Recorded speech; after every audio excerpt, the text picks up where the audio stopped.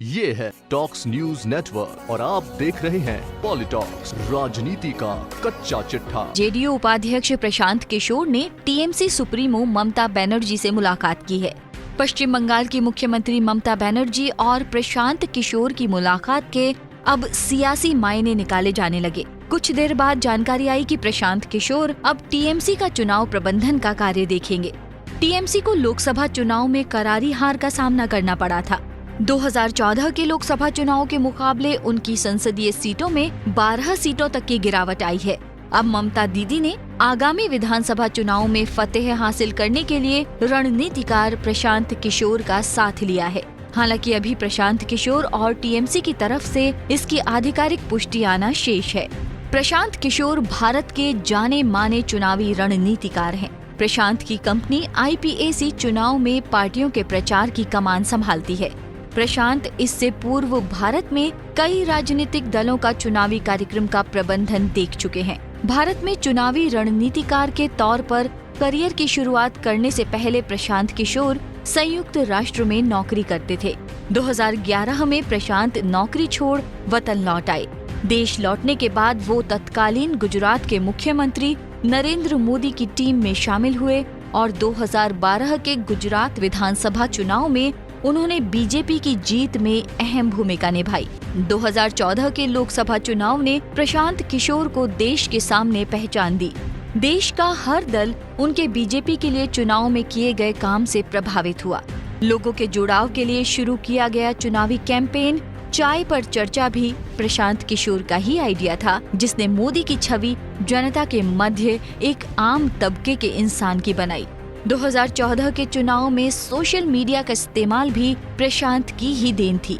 हालांकि चुनाव के बाद अमित शाह से विवाद के बाद प्रशांत किशोर बीजेपी के चुनाव अभियान से अलग हो गए। प्रशांत 2015 में नीतीश कुमार के साथ जुड़े और बिहार चुनाव में जेडीयू, कांग्रेस, राजद के चुनावी अभियान का कार्य संभाला।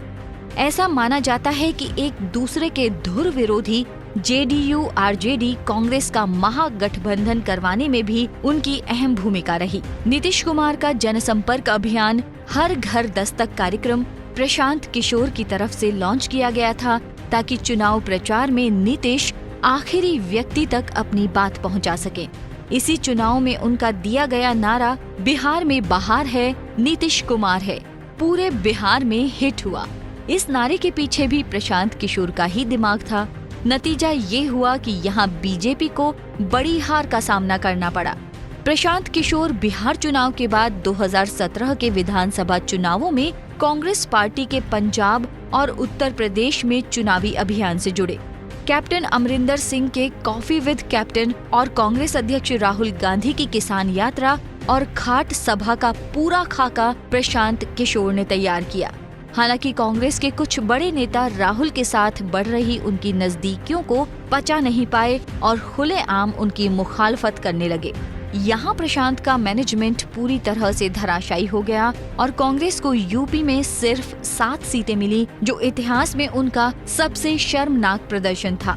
हालांकि पंजाब में पार्टी ने शानदार जीत हासिल की, लेकिन यूपी में मिली बड़ी हार के आगे पंजाब की जीत छिप गई।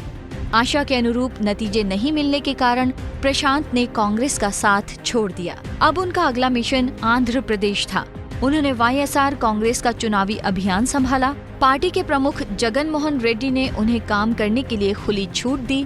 प्रशांत ने जगत के चुनावी अभियान की शुरुआत एक पद यात्रा से कराई, जिसे प्रज्ञा संकल्प यात्रा का नाम दिया गया। इस यात्रा के दौरान जगन प्रदेश के हर हिस्से में पहुँचे, जिससे उनका जुड़ाव लोगों से बढ़ा। उनकी छवि राजनेता की न होकर जननेता की बनी। चुनाव में जगन की पार्टी को विशाल कामयाबी मिली। पार्टी ने लोकसभा की 25 में से 22 और विधानसभा की 151 सीटों पर जीत हासिल की। अब प्रशांत किशोर के साथ आने से ममता बनर्जी को कितना फायदा होगा, ये तो आने वाला वक्त ही बताएगा। पॉलिटॉक्स के लिए शुभम शर्मा की रिपोर्ट। ये है टॉक्स न्यूज नेटवर्क और आप देख रहे हैं पॉलिटॉक्स, राजनीति का कच्चा चिट्ठा।